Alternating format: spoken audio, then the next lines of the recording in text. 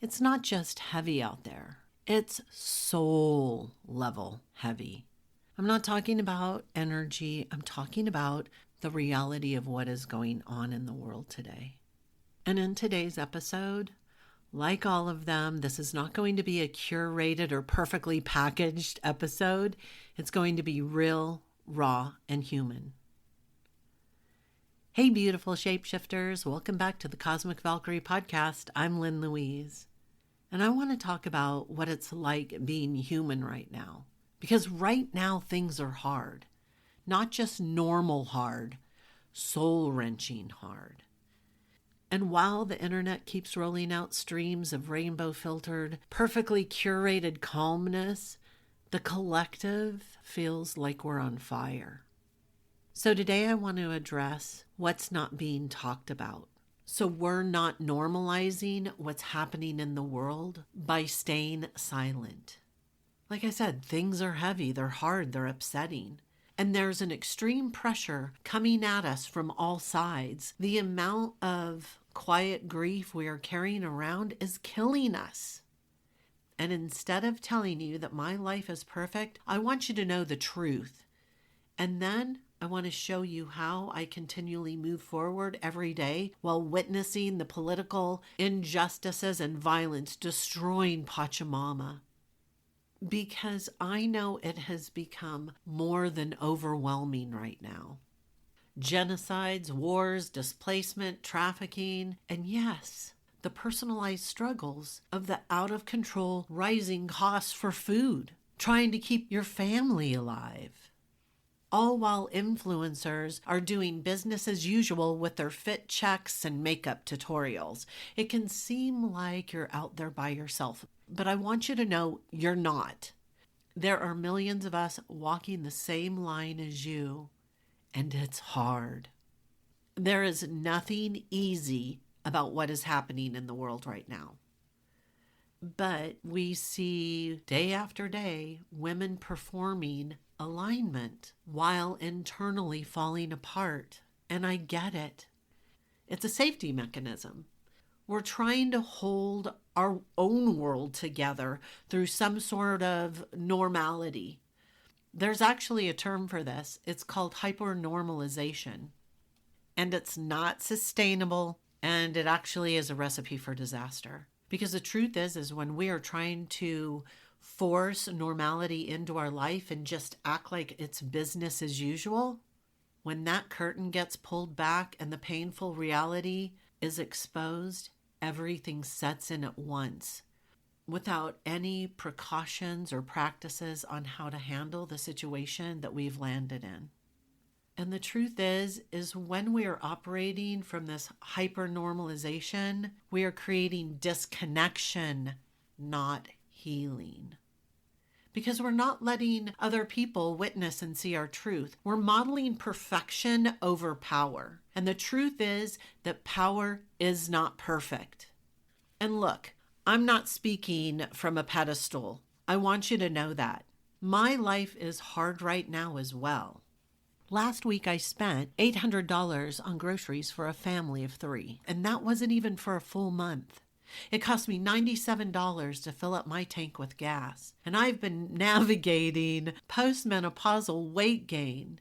And I want you to know it's not just about how I look. It's about healthy aging for me. And the fatigue, the inflammation that comes along with it, the sense that my own body isn't responding the way it used to be, it's upsetting. No matter how clean I eat or how much I move, nothing is shifting. So yeah, I get it. There is some real shit going on. And under all of it, there is this quiet pressure for us to perform. To work yourself to death, trying to change things in your own life while people outside are questioning if you are doing enough. Girl, you are doing all the things, so I get it. You are definitely doing enough. This is our everyday reality as women. And I know that you are still showing up, still leading, even when it's not polished or pretty. But honestly, I think we need to start showing more of that. Not the suffering for sympathy, but the honesty that opens doors for the collective relief. Because when we're hiding our hardship behind perfectly curated lives and presentation, we make everyone else feel like they're the only one struggling. And seriously, this is not spirituality. It's isolation and soul crushing. And what I'm witnessing a lot of is the labeling of spirituality that is really privileged performance wrapped in crystals and catchy captions. And quite honestly, it can be stomach turning. Just to be clear, because I realize now that might be a little hard to follow, it is very much privilege to be preaching to others to just focus on your own energy when others are trying to survive a system that was built against them. It is a privilege to be able to log off and forget about it, to escape to the woods and plant your feet in grass, and to sip on your ritual cacao while others are running for their lives. This is privilege. And as a white woman and someone who has benefited from a system that I didn't build, it is absolutely part of my responsibility to dismantle them. But this doesn't mean that we can't have beauty. And it definitely doesn't mean that we can't stop creating joy. But it does mean that we have to stop pretending that pretending is power. It's not evolution, it's avoidance. And the first thing that needs to change is we have to get honest and normalize being real in our society. The deal is, duality is human. You can be grateful and grieving at the same time. You can be resourceful and tired at the same time. You can be a leader and still feel lost at the same time. And we need more people modeling duality. That's what creates hope, trust, and healing. But even more importantly, it creates community. And in this age of Aquarius, we need to return to community. Because I'm going to be straight up. You were never meant to carry all this alone. And when things feel heavy, you don't need more isolation. You need co-regulation. You need safe spaces where you can exhale and be witnessed, where you can bring your joy, your rage, your grief, your confusion, and still be held by the community. I believe so deeply in gathering, and I always have. It's probably the Aquarius in me. And it doesn't matter if it's a small group, a local circle, a virtual space. It's time to rebuild connection, because community right now is not optional. It is medicine. And while coaches are out there preaching personal development, mindset shifts, and energy work, and the inner healing, there's one thing that they're forgetting, and it's a major component of your personal evolution, and that is community. Transformation doesn't fully integrate when you are isolating. Healing doesn't happen without relationships. Your power strengthens when you are witnessed by others. The truth is, without community, your growth will plateau. You probably have seen this in your past. There is no evolution in an echo chamber. We need mirrors. We need resonance. And this is what happens when we gather with others who are doing the work right alongside of us, who aren't pretending, but being present.